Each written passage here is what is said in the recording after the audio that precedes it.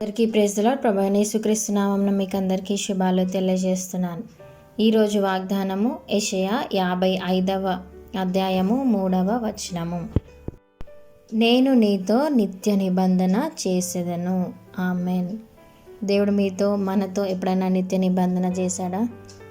ఆ రోజున అబ్రహాముకి నోవాతో దేవుడు నిత్య నిబంధన చేశాడు కదా. ఈరోజు దేవుడు మనతో కూడా ఒక నిత్య నిబంధన చేయబోతున్నాడు.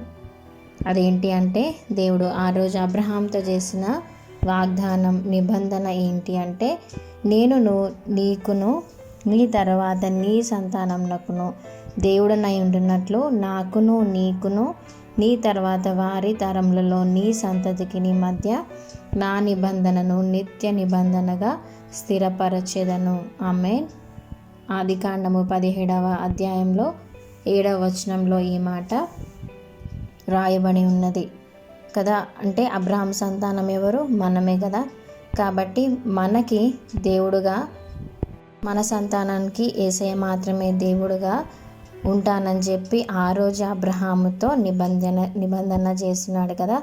అదే రీతిగా దావీదు కూడా దేవుడు నిత్య నిబంధన చేశాడు. మనం యెషయా గ్రంథము 55 పై వచనాల్లో 1 నుంచి 3వ వచనంలో చూసుకుంటే, దేవుడు దావీదుతో చేసిన నిబంధనని మీరలేదు. శాశ్వతమైన కృపని దేవుడు దావీదు పట్ల ఏ విధంగా అయితే చూపించాడో, సౌలు నుంచి ఏ విధంగా అయితే తనను కాపాడుకోవడానికి ఏ విధమైతే కృపని దావీదు పట్ల చూపించాడో, అదే కృపని దేవుడు ఈ రోజుకి మన మీద చూపిస్తున్నాడు. మన తరతరములకి కూడా యెహోవాయే దేవుడుగా ఉన్నాడు.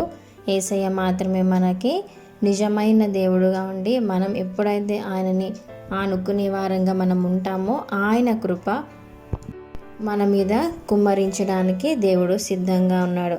కాబట్టి మనము ఆయనతో చేసిన ప్రామిస్ ఏదైతే ఉందో అది జ్ఞాపకం చేసుకొని మనము నెరవేర్చే వారంగా మనం ఉంటే, దేవుడు మనతో అనునిత్యము కృపని కుమ్మరించేవాడుగా ఉన్నాడు.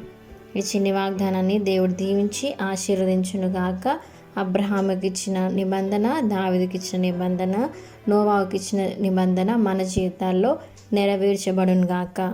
Amen. Thank you. God bless you. మీకు ఎవరికైనా ప్రేయర్ రిక్వెస్ట్ ఉంటే దయచేసి కామెంట్స్లో మెన్షన్ చేయండి.